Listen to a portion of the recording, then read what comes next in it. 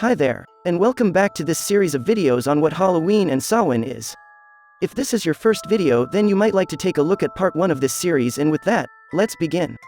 Last time we went over what it was to ancient people, why it mattered to them, the god and goddess at this time in the wheel of the year, and the beginning of trick-or-treating.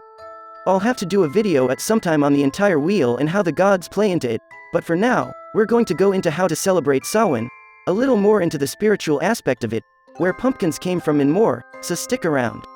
We'll get pumpkins out of the way first. They weren't originally pumpkins. They were turnips. Yeah, you heard me right. Turnips. It goes back to an Irish myth about a man named Jack who invited the devil to go out for drinks, but he was a penny pincher, and didn't want to pay, so he tricked the devil into turning himself into a coin to pay with, and then jammed him in his pocket, next to a cross that he kept there which prevented the devil from turning back.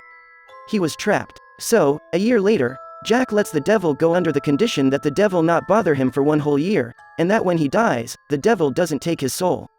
The devil agreed and went on his way. The next year, he tricked the devil again into climbing up a tree for a piece of fruit. He then carved a cross into the bark and wouldn't let him back down until the devil agreed to not bother him for another 10 years.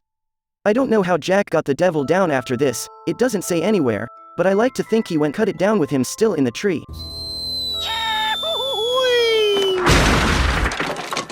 Jack didn't last long enough to trick the devil again. Good thing really, because the devil was feeling a certain way at this time.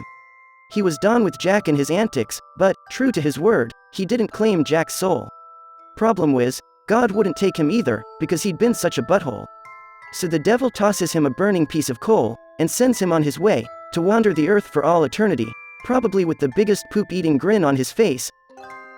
And Jack took the coal, carved out a turnip, and used them as a lantern to light his way. Because of this, he became known as Jack of the Lantern, shortened over time to Jack-o'-lantern. Since then, people would carve out turnips, put a scary face on them, and put them outside their homes with a burning candle inside them, hoping to frighten Jack away from their homes, as well as any other evil spirit. Time would pass, and immigrants would take this tradition to America, where they discovered that pumpkins were a lot easier to hollow out than a rock-hard turnip. And there you go. Ever wondered where pumpkins and jack-o'-lanterns came from? Now you know. Stick around because we aren't done yet. Next, we're going into how you can celebrate Samhain. These days, we don't have to worry about bringing in a good enough harvest, so there are other things that we can consider for the holiday. We can celebrate having enough resources to be able to feed ourselves and our families. It's important to keep in mind that not everyone is so fortunate. You're blessed to find yourself in comfort at this time. That being said, you can make foods that are appropriate to the season. This goes back again to our old friend, correspondences. I can do a video on what they are in the future, just leave me a comment letting me know you want that.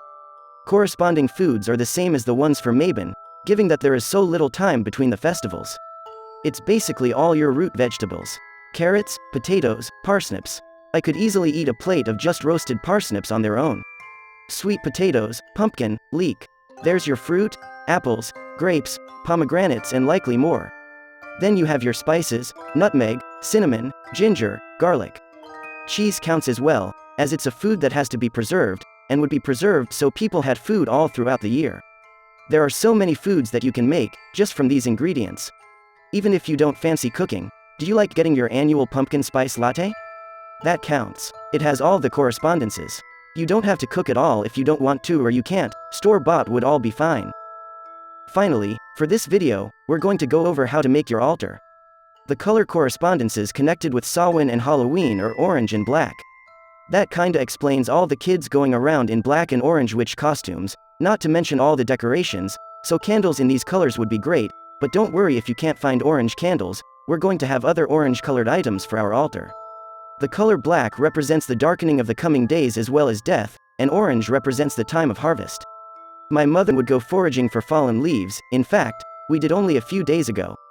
There is the concern of dogs having peed on them if you take them from the ground, but gently cleaning them will be enough. Otherwise, you can look for them on low-hanging branches, something that I've done before because I have OCD.